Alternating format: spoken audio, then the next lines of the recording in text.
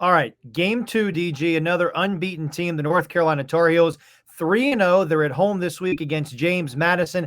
ACC Network has the game. The Tar Heels opening as a 10-point favorite.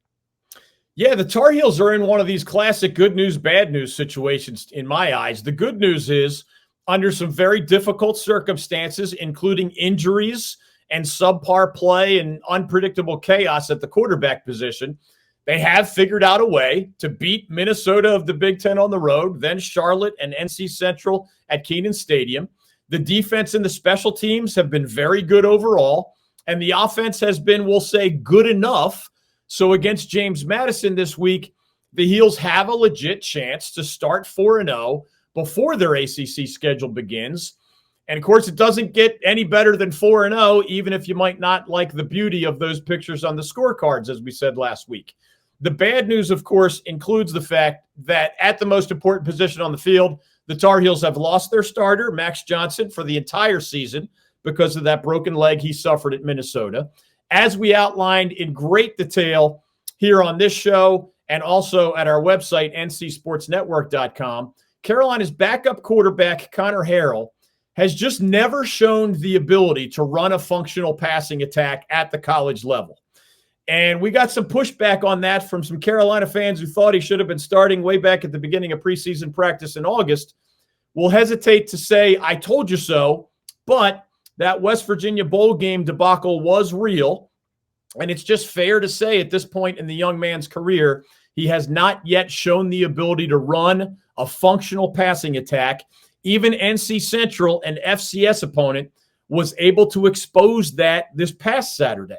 Carolina actually was stuck in a 17-10 game against Central into the fourth quarter, and it was up to the Heels' third-string quarterback, Jacoby Criswell, a guy who hasn't taken many meaningful snaps in his entire 5-year college career, to bail the Tar Heels out against the Eagles.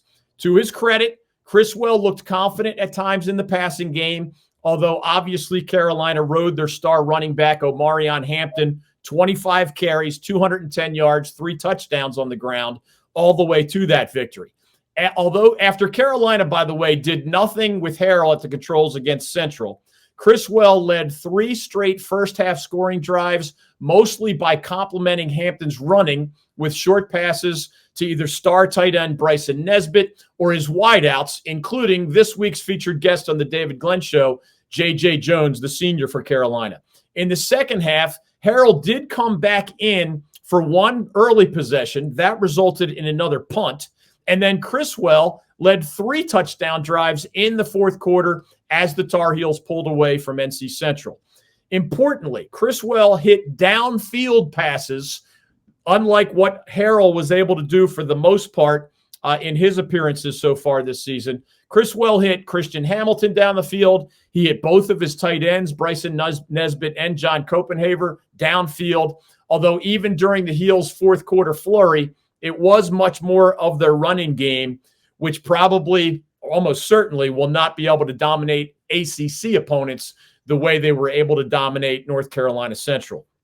James Madison, final note on this one, likely will be a much tougher test for the Tar Heels this week. The Dukes are 2-0, and they're playing really good on the defensive side of the ball so far this season.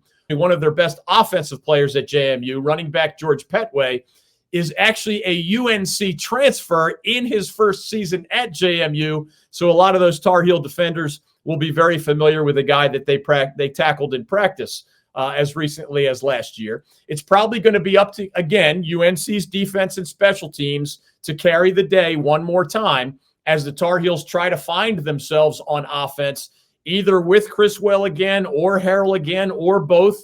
They even have a fourth stringer, is true freshman Michael, might as well learn his name just in case, right? Michael Merdinger is a first-year guy from the state of Florida who is obviously very green. C.J. Bailey, true freshman, starting at NC State. Who knows if that'll happen at Carolina at any point this season. But that group of players for the Tar Heels in the QB room is obviously key to the remainder of this campaign. And it's not yet clear if the Heels have any QB on that entire roster who's capable of leading them to a quality record in ACC competition 8 games later this year, even if they end up with a 4-0 mark here in non-conference play.